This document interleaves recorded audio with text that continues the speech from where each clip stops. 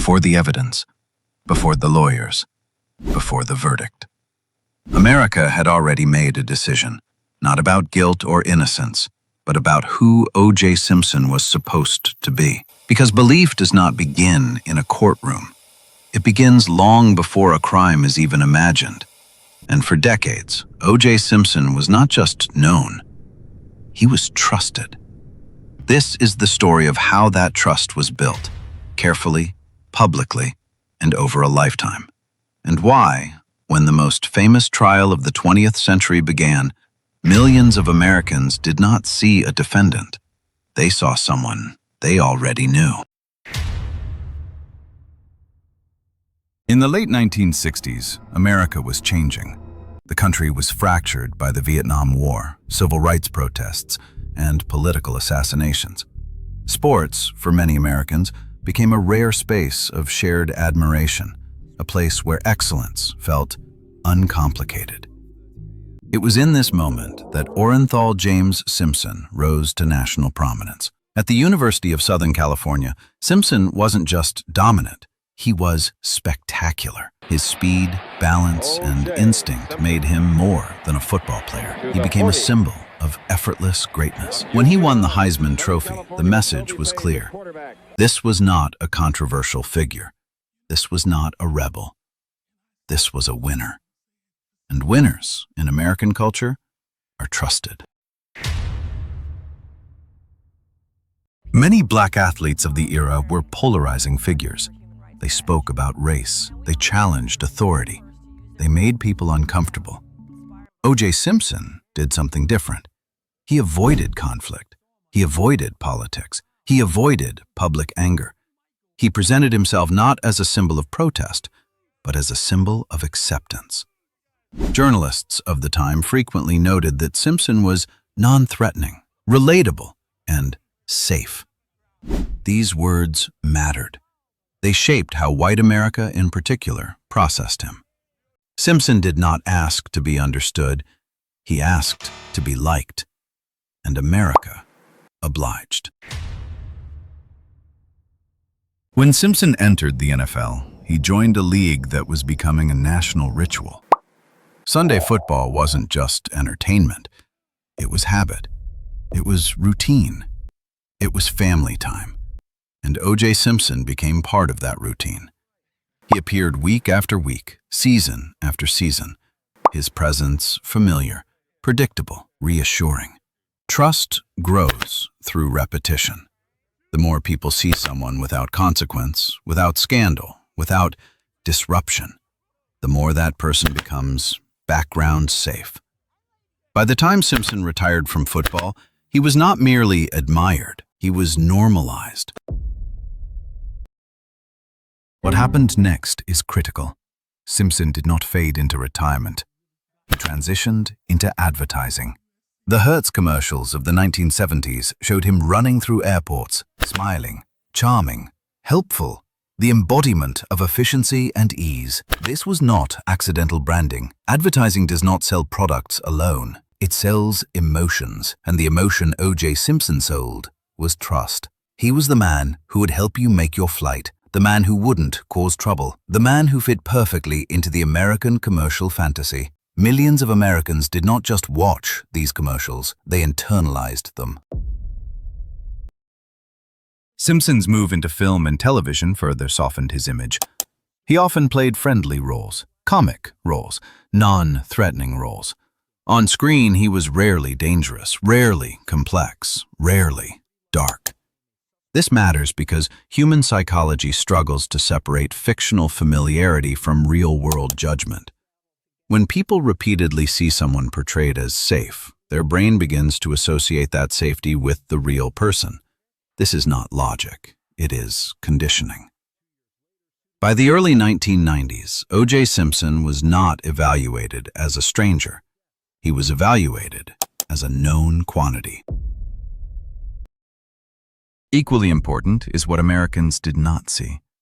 They did not see arrests. They did not see mugshots. They did not see public accusations. Domestic violence, when it occurred, remained largely invisible to the public eye, minimized by police reports, ignored by tabloids, and dismissed as private matters. This absence created a dangerous illusion. If something were wrong, surely we would know. But the media landscape of the pre-internet era did not reward investigation into uncomfortable truths, especially when the subject was profitable, popular, and cooperative. Silence became protection. When Nicole Brown Simpson and Ronald Goldman were murdered, the crime shocked Los Angeles. But the shock was not just about violence, it was about contradiction. Because the suspect the evidence pointed toward did not match the man America believed it knew. This created cognitive dissonance, a psychological discomfort that occurs when facts collide with identity. And when people experience cognitive dissonance, they often reject facts, not identity. Early news coverage was cautious. Simpson was referred to as a person of interest. His celebrity status was emphasized.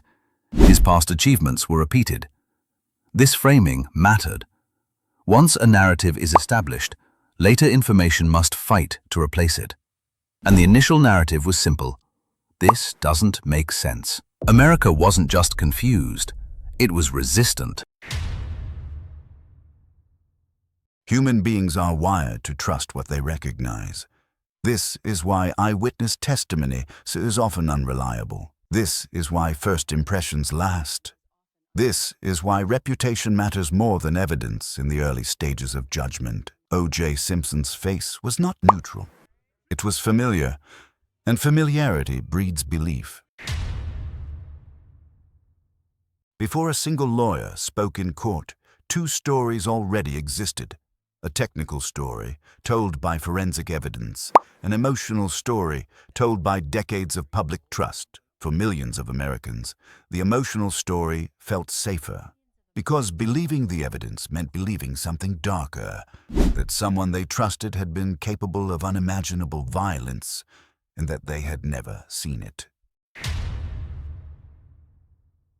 By the time the trial officially began, America was not starting from zero. It was starting from decades of affection, familiarity, and trust. And that foundation mattered more than fingerprints, timelines, or blood evidence, at least at first. Because the trial of O.J. Simpson was never just about murder. It was about whether image could outweigh reality. On June 17, 1994, America stopped what it was doing. Highways slowed, offices fell silent, classrooms rolled televisions into aisles. A white Ford Bronco moved slowly down Los Angeles freeways, and behind it, an idea took hold. This was no longer a criminal investigation. This was a show. And once a trial becomes television, truth must compete with narrative. At the center of that narrative stood O.J. Simpson. Not as a suspect, but as a character the audience already knew. The Bronco chase was not evidence, it was not testimony, it was not proof, but it became the emotional foundation of the entire trial. Helicopter cameras followed Simpson's vehicle for hours. Anchors speculated in real time. Former athletes, psychologists, and legal analysts filled airtime with conjecture. For many viewers, this was the first visual chapter of the case, and first chapters matter. Media scholars later noted that the chase framed Simpson not as violent, but as tragic. A fallen hero, a man overwhelmed, someone on the edge. Networks replayed the footage endlessly, embedding an image of vulnerability rather than threat. By nightfall, the chase had drawn more viewers than the NBA Finals. When the trial began in January 1995, it wasn't just open to the public, it was broadcast live, gavel to gavel. This was unprecedented in scale. Court TV and major networks aired hours of testimony daily, turning jurors, lawyers, and witnesses into recurring characters. Viewers learned their mannerisms, their voices, their rhythms. In a normal courtroom, confusion favors the prosecution because judges and jurors can ask for clarification. On television, confusion favors the defense. Because confusion creates doubt, and doubt makes good television. Unlike documentaries, live trials have no narration. No one explains context. No one corrects misunderstanding in real time. No one tells viewers what matters more. Instead, audiences assemble meaning from fragments: a raised eyebrow, a long pause, a confident tone. Psychologists call this thin slicing, a human tendency to make judgments based on small cues. Television amplifies thin slicing, and Simpson's defense team understood this perfectly. The defense attorneys were not merely legal strategists. They were media tacticians. Johnny Cochran's voice was measured, rhythmic, and moralistic. Robert Shapiro spoke in polished sound bites. F. Lee Bailey leaned into confrontation. They didn't just argue facts. They told a story, and stories survive television better than data. When the gloves were presented in court, something extraordinary happened.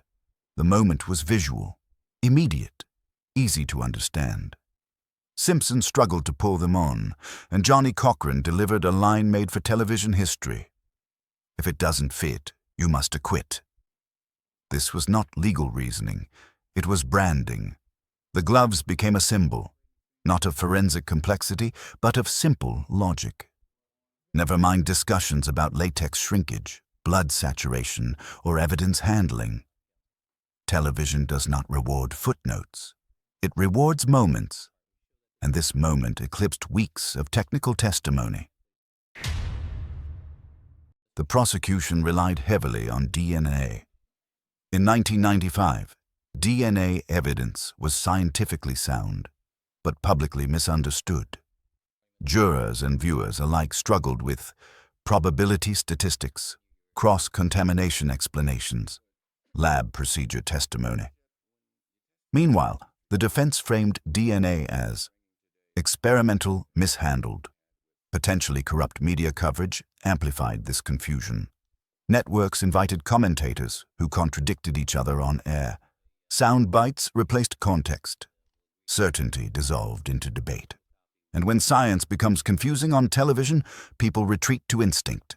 Instinct favored familiarity. Instinct favored O.J.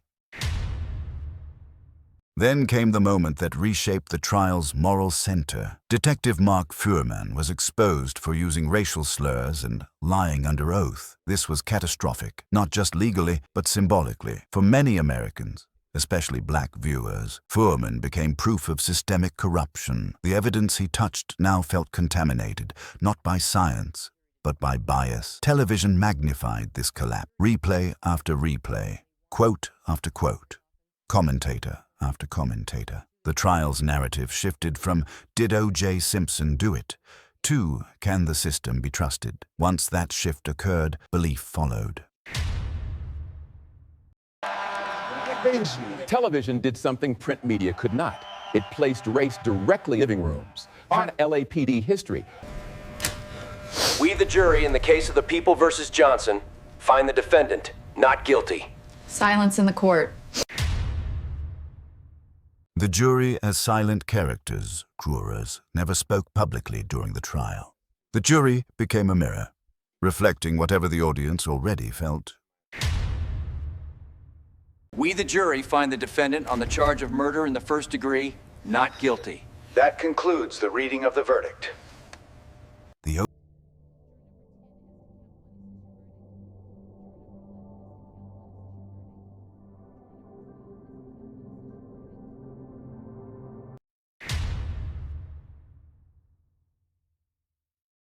By the time the jury returned its verdict, the case had already escaped the courtroom. This was no longer only about evidence, timelines, or forensic probability. It was about history, about power, about who America trusted and who it never had.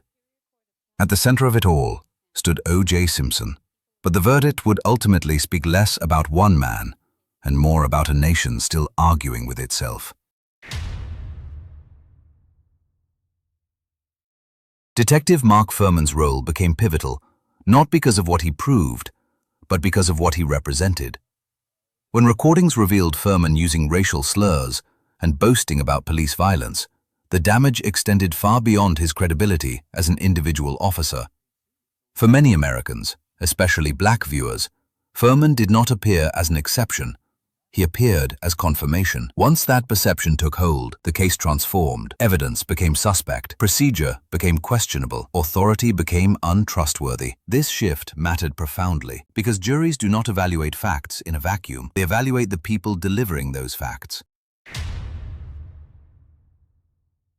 3. Jury psychology and lived experience. The jury was predominantly black, and commentators quickly seized on this fact, often oversimplifying its significance. But the reality was more complex. Jurors brought with them personal experiences with policing, community narratives about justice, a historical awareness of unequal treatment. This did not mean the jury voted for O.J. It meant they evaluated the state's case through a lens shaped by experience rather than abstraction. And when reasonable doubt exists, experience often determines which doubts feel reasonable. When the verdict was read, television cameras captured celebration in some communities and devastation in others. Media outlets framed these reactions as shocking, divisive, even incomprehensible. But the reactions were not irrational. They were consistent. Consistent with history. Consistent with experience. Consistent with belief systems that had been forming for generations. The verdict did not create division. It revealed it.